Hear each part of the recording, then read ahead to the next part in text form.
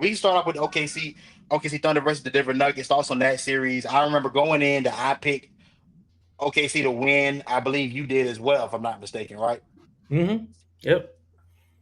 So we both picked OKC to win. I think you picked it to go in five. I picked it to go six. It ended up going seven. So you know what I'm saying? That is what it is. But this was a great sign for Oklahoma City. I thought this team grew up in this series. This was the type of series that last year this team would have for sure lost. They didn't have the roster. They didn't have the roster built for. I thought grabbing guys like Hartenstein in free agency this past summer paid huge dividends. Chet Holmgren did his thing here and there, but you start looking at Alex Caruso. Alex Caruso had a huge impact on this series, and especially in Game Seven with his matchup with Nikola Jokic. Kind of surprising there that their coach made that switch from Jalen Williams from off the bench to he was one of the more prominent guys that they used to go against Nikola Jokic. Inserting Alex Caruso into that lineup to then have him go up against Joker.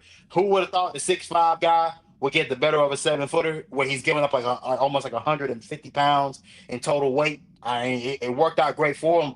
Shout out to OKC, man, a young team that definitely grew up in these playoffs and they're on to the conference finals. So what were some of your thoughts?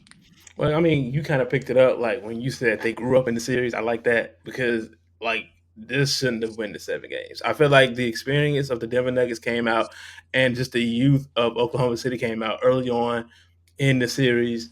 Aaron Gordon going down, we thought like, all right, cool. Like Gordon going down is going to be like, it's going to make an impact, but it really didn't in ways because of course, you got Jokic. So I mean, he is just a greater facet for them than Aaron Gordon is, but Aaron Gordon's been making plays.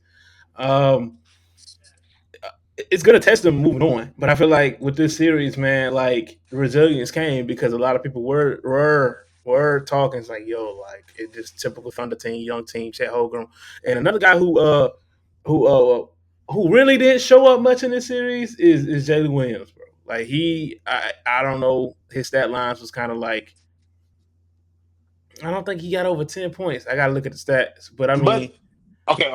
Well, we got to specify. Which Jalen Williams are we talking about? Because they got two of them. We talking about light skinned uh, Jalen. We talking about we dark talking skinned about Jalen. we talking about dark skin, the All Star Jalen. We talking about the All Star. I thought he played well. I I mean, thought he actually stepped up to the plate and in the situations that called for. I thought he stepped up to the plate. That's just me. but I also think a lot of people are looking at it from like a scoring standpoint too, where he wasn't really averaging over 15. Sometimes I think one game, I think it was game 6. He had like 12 and Yeah. closed out game. I Now, think. now, now, All right, now you're right. Now you're absolutely right on that. There were moments and times. It was ebb and flow. It wasn't consistently like he played well. There were ebbs and flows to the game. But I do think you remember the conversation we had about the guys in these playoffs that had to step up. And you remember, I talked about Darius Garland in that regard, and then Jalen Williams mm-hmm. also came up in that conversation as well. I thought Jalen Williams more so proved that, hey, look, I can elevate. I can take it to another level.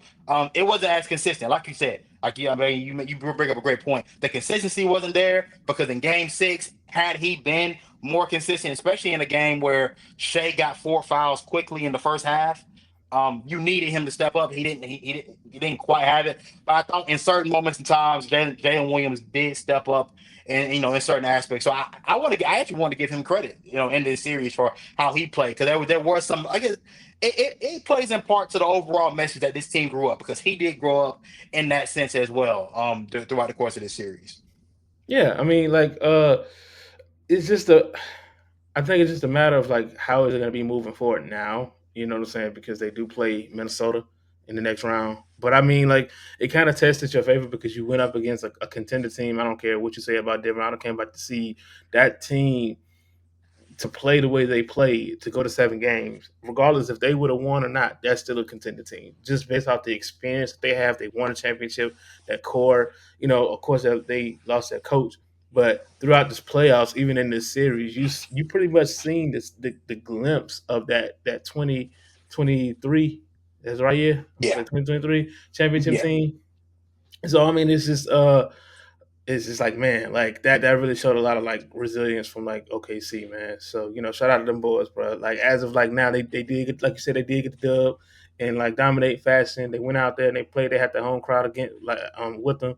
But man, like what does that mean for them moving forward? But like with this series, man, they really like close it out when they needed to.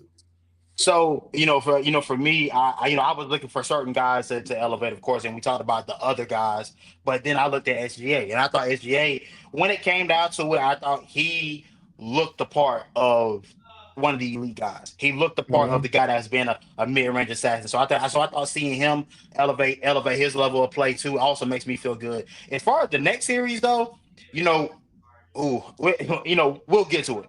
We'll Yeah. we're gonna get to it, but I think everything that I saw bodes well for them moving forward. And so, so with that,